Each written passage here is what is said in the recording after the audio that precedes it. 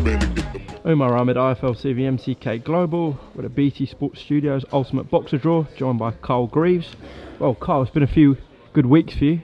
Tell me about that night in Spain. Yeah, amazing. Obviously David Avanesyan going over to Bilbao, Spain, and upsetting the odds, winning the European title against the champion Kerman Duranga. Massive upset, not to me, but to the public, and a lot of people was writing David off, said he was finished, but we knew that we could win that fight, and we went out there and put an hell of a performance on, and ended up doing him in 9 rounds. Yeah, he was on a great streak in Bilbao. You think you told me off camera, 12,000 there? Yeah, 12,000 Basque supporters, all for Kerman. I think David had about 20 fans over there, was well outnumbered, but it was very hostile. But the warmth was in the end. Obviously, they knew that David put up a great fight, and obviously they respected what we did over there, and we come out there and everyone was patting him on the back and wanting photos with him and everything, and he turned out a bit of an hero over there himself, so it was amazing, great experience, and we're going to do it all again. There's a rematch clause, we're just waiting on the date to be confirmed for the rematch, but we're going to be going over again to Bilbao, Spain, as far as I'm aware, and obviously hopefully do the same again. Not only just won, as you said, as the underdog, but beat him up bad, really. Yeah, he did. Obviously, the first 3 rounds was nip and tuck. I mean, Kerman come out, I think it was the 8th round, gave it everything he's got, tried to get David out of there, he couldn't do that. And I knew that was his last hurrah, really. And the 9th round, David just took him apart in brutal fashion, really.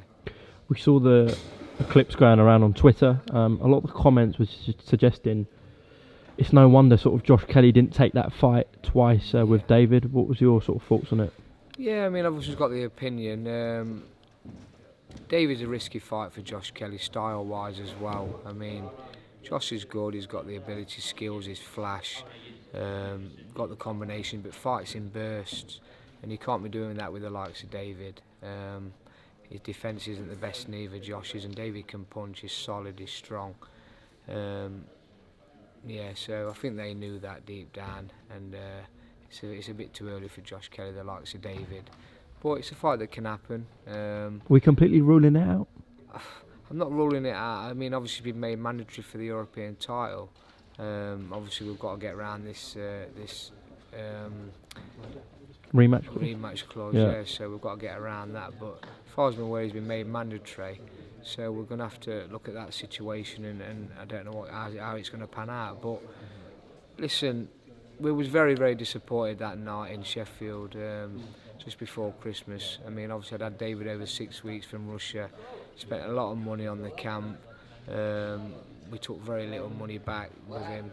And to do it on the day of the fight, when Adam Booth came to the rules meeting, it just stinks, really. But listen, they've got their reasons, and we wasn't happy about it.